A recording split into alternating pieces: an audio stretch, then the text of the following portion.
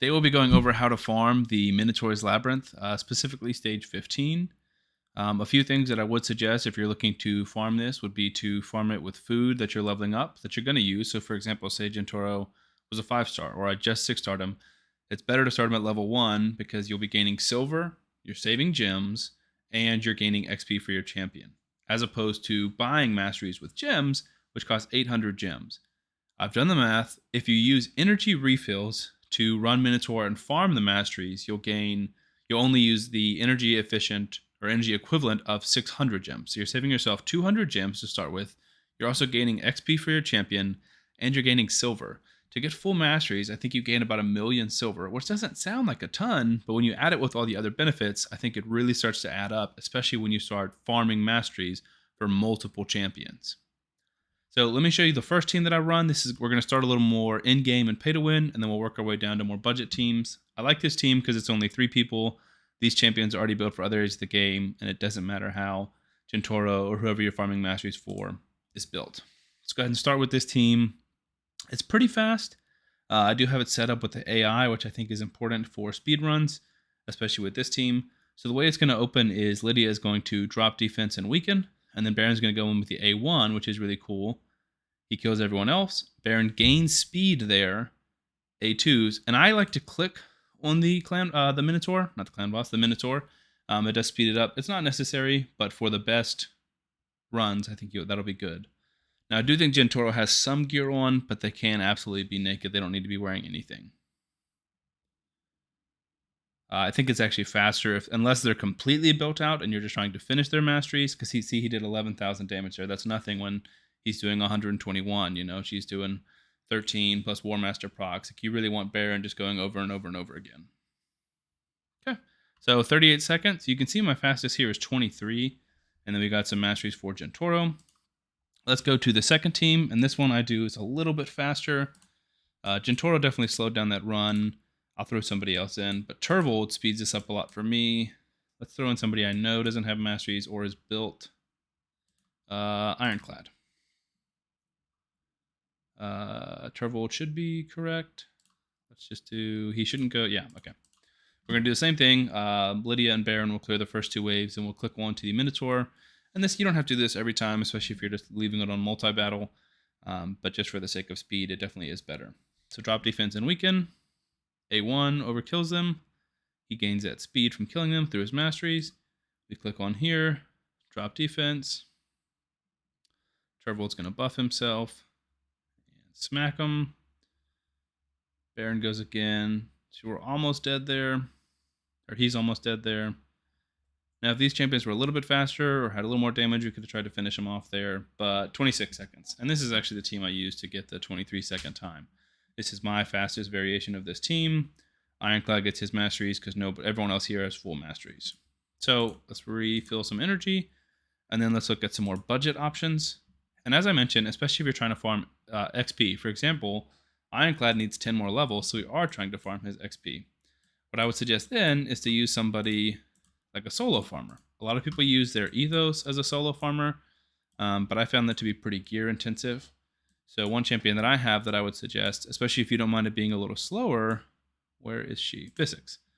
Visix, let's see, does this work? Sure. Visix is a good champion because she's defense-based. If you build her with accuracy, she's going to decrease the speed of the enemies. She's going to provoke them. I have her in a blood shield ring, which I think helps a ton, just gives her some shieldage.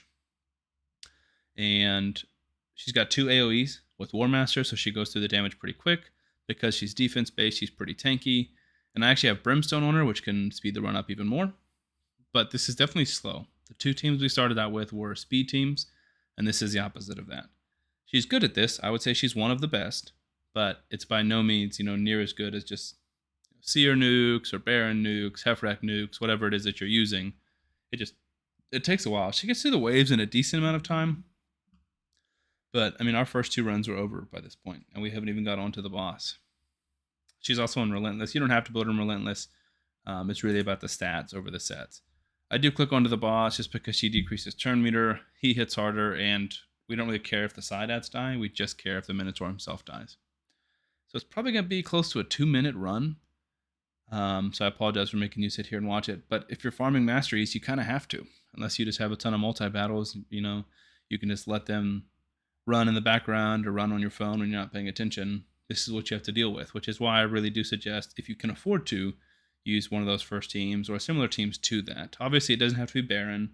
It can be any nuker. I would suggest, somebody with multiple AoEs. Baron's kind of a unique case because he's got a super unique A1 where he kills somebody, and if he kills them with surplus damage, then that surplus damage is dealt to everyone else. So that's how we clear that first wave, is with that surplus damage. And then he has the mastery, which is gain speed for enemies killed, and he's able to bypass Lydia. So he goes first with a Sky Piercer in the second wave, and then it's just nuking down the boss as fast as you can, which is why we bring in Turvold. And Turvold can be Armiger, Cold Heart, Royal Guard, or just any nuker. He's definitely one of the best single target damage dealers in the game, though, so he's pretty great. So we predicted 2 minutes. It looks like we were going to be almost spot on, 156. And in this case, with a solo farmer, while it is slow, he would be getting 50%, or he is getting 50% of that XP. You can see he's now level 51. And if you farm him full masteries, he's going to level up a ton. So that's another option. And then the last option would just be the super budget option. You can't get one champion to solo farm it. Bring back Ironclad. Let's say you don't have Visix. We'll bring in a Syl. Let's see if we can bring in some epics that aren't super overpowered. Let's bring in a Stag Knight. I'm trying to think of champions who aren't necessarily built. A Doom Priest and an Ugo. And basically, the thought is here, if you can't farm it super efficiently, it's still worth farming. You're still getting silver. You're still saving energy and gems. And it is worth it in the long run. And I would just treat this, if you're having difficulty beating it consistently, then I would treat this like a regular dungeon and just build a team that you would bring into anywhere else in the game. Just bring the champions that you have that are 6 seed and ready to go, and bring some control, bring a little bit of damage. This team doesn't really have any damage. The only damage would be War Master procs or Phantom Touch procs. But it does have some control with Syl, and then it's got decreased defense from Stag Knight and Ugo, some healing and cleansing from Doom Priest, and some healing from Syl. But you can see this is by far the slowest we've seen. We're looking at 40 seconds just for wave 1. I'm going to go ahead and finish the fight, and I'll come back at the end with the time and the damage and stuff like that. Okay, so we're back at the end of this run. This one took 241, and we got 30 scrolls for Ugo. Didn't realize that she wasn't mastered. I think I have one that's awakened, and that's the issue. That's fine. So you can see this is the slowest, but this is by far the most dependable. There's literally no risk of us dying. We didn't even lose Ironclad, who has no gear. Syl and Doom Priest keep you stacked up here. If you're running a team that's this safe, maybe you sub out Ugo for somebody who does more damage, like your arena nuker or your campaign farmer, and that'll speed that up a little bit. So that's going to be the video. I wanted to keep it short. This is going to be the second installment in my how-to series. The first one was how to build a traditional clan boss team, which will have that pinned, or not pinned, it'll be in the playlist. I'm creating a how-to playlist on my channel. This is going to be the first one, or the second one in here, and then I'm going to continue making more for different dungeons. I'm also going to do how to build Hydra teams, and I'm going to do how to build different dungeon teams. So that's it for the video today, guys. Thank you for watching. Please leave a like, comment, and subscribe.